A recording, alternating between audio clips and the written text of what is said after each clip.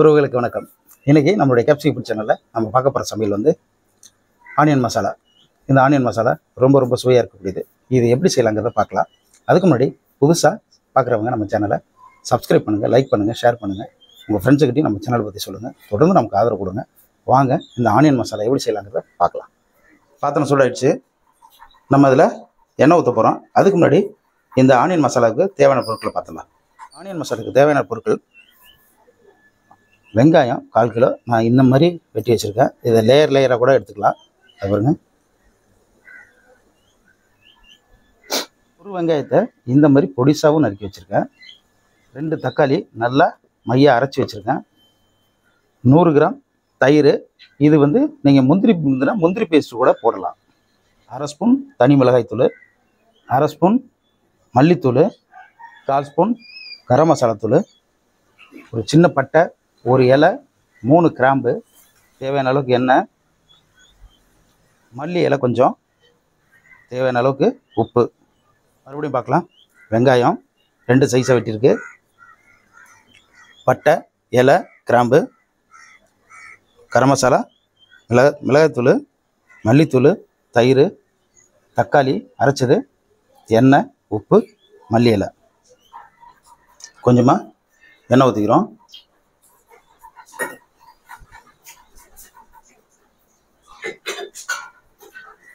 இதில் நம்ம இந்த சைஸில் வெட்டி வச்சுருக்கோம் இல்லைங்களா, இந்த வெங்காயத்தை அப்படி போட்டு வதக்கிக்கலாம்.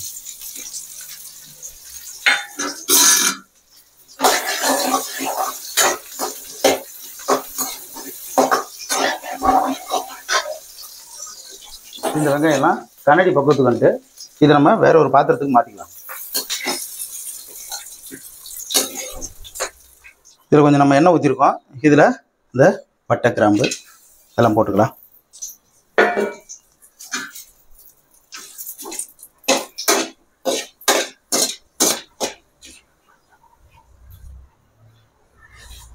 அடுத்தது இந்த பொடிசா வெட்டி வச்சுருக்கோம் இல்லைங்களா, இந்த வெங்காயத்தை நம்ம அதில் போட்டுக்கலாம்.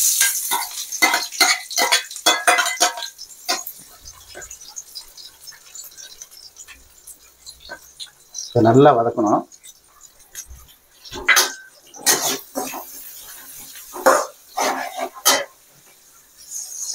நல்லா வதங்கிட்டு இப்போ நம்ம இந்த தக்காளியை ஊற்றிக்கலாம். தக்காளி நல்லா பச்சை வாசனை போகிற அளவுக்கு நம்ம வதக்கி எடுக்கணும். அந்த எண்ணெய் மேலே திரண்டு வரும், அது வரையும் நம்ம வதக்கி எடுக்க வேண்டியதான்.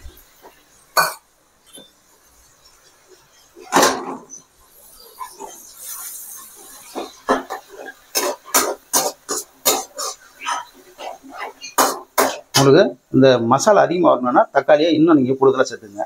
தக்காளி நல்லா வெந்துட்டுருக்கு. இப்போ கொஞ்சமாக தண்ணி ஊற்றிக்குவோம். ஏன்னா அந்த பச்சை வாசனை அப்போ தான் போகும். அதனால் லேசாக தண்ணி ஊற்றிக்கிறேன், இல்லைன்னா அந்த பச்சை வாசனை அடிக்கும்.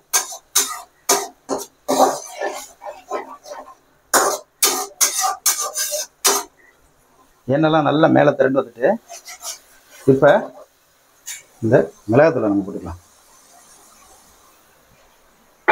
கூடவே மல்லித்தூளை அதையும் போட்டுக்கலாம்.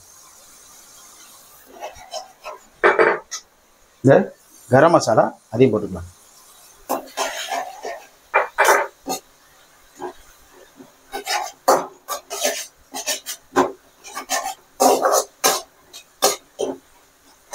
நல்லா பச்சை வாசனை போகிற அளவுக்கு அப்படியே வதக்கிக்கலாம். இந்த மசாலாலாம் நல்லா எண்ணெய் திரண்டு வந்துட்டு இந்த நேரத்தில் தயிரை ஊற்றிக்கலாம். இதில் வந்து இஞ்சி பூண்டு பேஸ்ட்டு நான் போடல. நீங்கள் ஏதோ சொன்னீங்க, ஆனால் என் காதில் இது ராங்காக விழுந்து. இஞ்சி பூண்டு பேஸ்ட்டு வேணுங்கிறவங்க நீங்கள் போட்டுங்க, இன்னும் வாசனை நல்லாயிருக்கும். சில பேர் இந்த இஞ்சி பூண்டு பேஸ்ட்டு விரும்பி சாப்பிட மாட்டாங்க, அதனால நான் போடல. நீங்கள் இஞ்சி பூண்டு பேஸ்ட்டு போட்டுக்கிட்டிங்கன்னா இன்னும் சுவை அதிகமாக இருக்கும், வாசனையும் ரொம்ப தூக்கலாக இருக்கும்.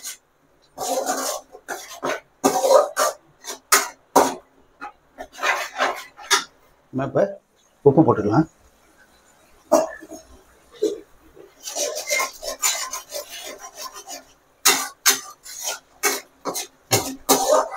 எண்ணெய்லாம் நல்லா மேலே திரண்டு வந்துட்டு இந்த நேரத்தில் இந்த நம்ம ஏற்கனவே வதக்கி வச்சுருக்க இந்த வெங்காயத்தை இதில் போட்டுக்கலாம்.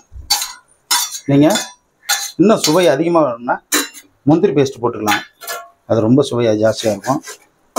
ஃப்ரெஷ் க்ரீம் கூட போடலாம், அதுவும் சுவை அதிகமாக இருக்கும். இஞ்சி பூண்டு பேஸ்ட்டும் போட்டுங்க.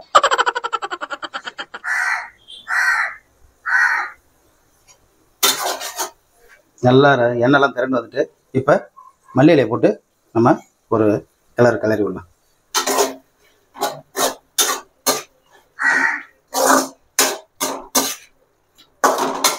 இந்த ஆனியன் மசாலா இறக்கி நம்ம டேஸ்ட் பார்க்கலாம். ரெடி ஆயிடுச்சு. நம்ம இந்த ஆனியன் மசாலாவை டேஸ்ட் பார்க்கலாம். உண்மையாகவே ரொம்ப ரொம்ப வாசனையாக இருக்குது.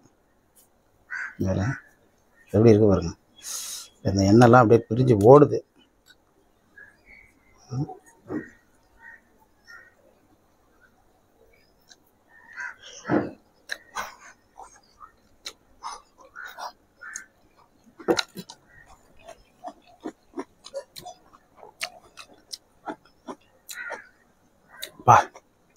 செம்ம சூப்பராக இருக்குண்ணா. தயிரோட ஃப்ளேவர் இருக்குல்ல, அதுதான் டாப்பாக இருக்குது. டிஃப்ரெண்ட்டான ஒரு சுவையில் ரொம்ப ரொம்ப சிம்பிளான இந்த ஆனியன் மசாலாவை நீங்களும் வீட்டில் ட்ரை பண்ணி பாருங்கள். சாப்பிட்ற வீடியோ, சமைக்கிற வீடியோ, நல்ல கண்டென்ட் உள்ள வீடியோ பார்க்கணும் நம்ம கேப்சிகம் ஃபுட் சேனலில் தொடர்ந்து பாருங்கள். சப்ஸ்கிரைப் பண்ணுங்கள், லைக் பண்ணுங்கள், ஷேர் பண்ணுங்கள். தொடர்ந்து எனக்கு ஆதரவு கொடுங்க. உங்களுடைய ஆதரவு தான் என்னை அடுத்த ஒரு கட்டத்துக்கு கொண்டு போகும். உங்களுடைய ஆதரவு இல்லாமல் நம்ம சேனல் கிடையாது. தொடர்ந்து நீங்கள் எனக்கு கொடுத்துக்கிற ஆதரவு தான் நான் அடுத்தடுத்த கட்டத்துக்கு போயிட்டே இருக்க முடியும். உங்களுடைய ஆதரவு என்னன்னைக்கு எனக்கு வேணும். நன்றி உறவுகளே.